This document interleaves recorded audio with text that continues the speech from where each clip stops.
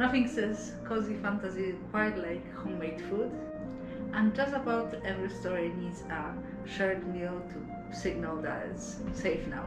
That's why I decided to introduce sporadic castle kitchen episodes that focuses on homemade cooking, baking and gardening. Today I will be making a pear jam from frozen pears. Having the pears frozen is not a requirement and it could turn out to be detrimental, but winter is almost over and you know what it means. No more shared freezer. Taking advantage of Albertan winter, we often use our shed as a very energy efficient freezer. But with spring on the way, we need to make space in the actual freezer for the things we have stored outside. Using the frozen pears first was an easy decision because our castle pantry almost ran out of jam. The studio sprites even started using a failed rhubarb jam experiment where I ignored my gut feeling, oh, that feels like a lot of sugar, and followed the recipe. I usually do follow the recipe at least the first time, and I did write that it's the first try with a lot of sugar and I will be trying to cut back later, but actually I used up the rest of the rhubarb on a rhubarb apple and pear jam, which was way better. Anyway, back to the pears. They seem pretty attached to each other, so let's just toss them around.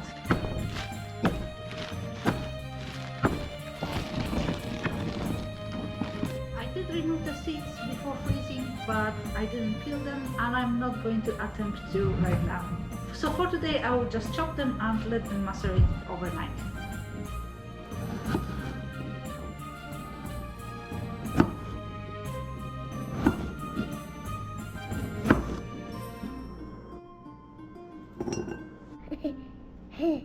But I just got you pissed because I am. Okay, good. That's why I have to cut them because my wife let me do this.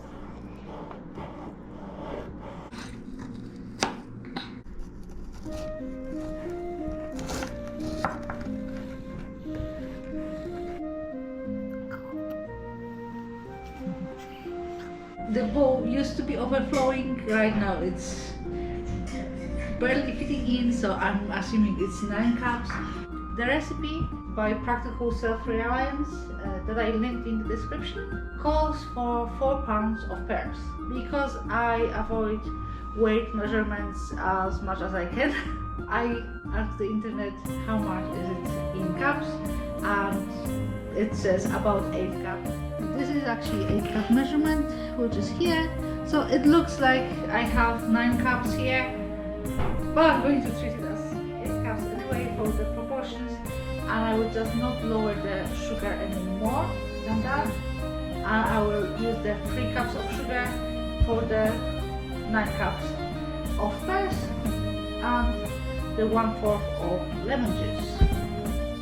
Unfortunately, we will need a bigger bowl to mix it in, but at least I can put it back in the fridge in this one because it's way more convenient. This bowl is not much bigger than this. Is it nice? Maybe? Hopefully.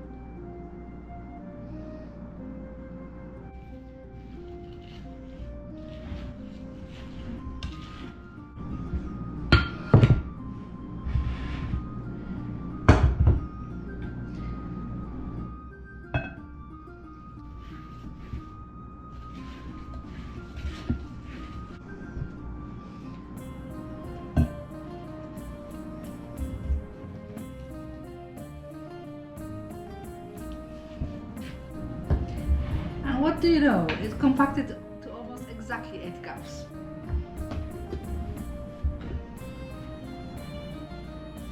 As you can see, the pears were in the fridge a little bit longer than overnight, but hopefully they are still fine.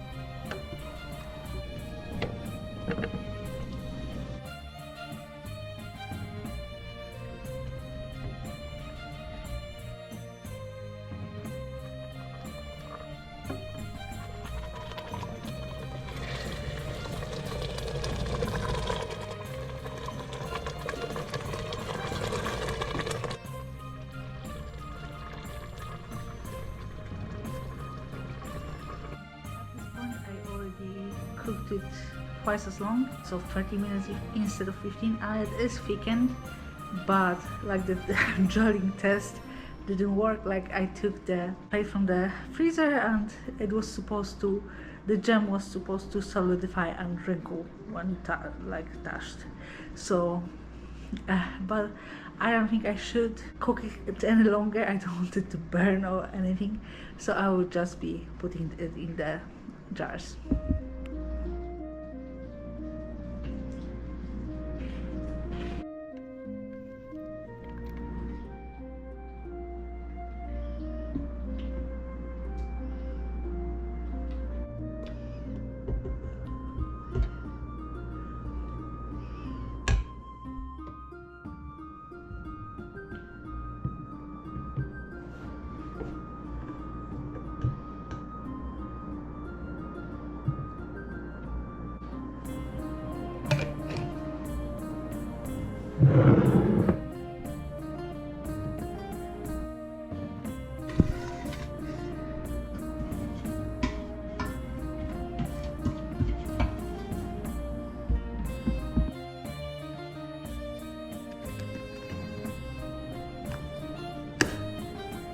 So, in spite of failing the drilling test on the frozen plate, it did thicken quite a bit.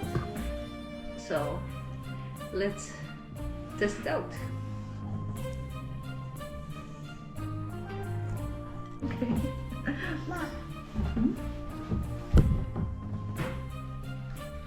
The thing is rich and tasty, and like it's hard to believe that there weren't any spices added. So I'm glad this time that I did follow the recipe and didn't experiment the first time. So if you do have pears, I definitely recommend it.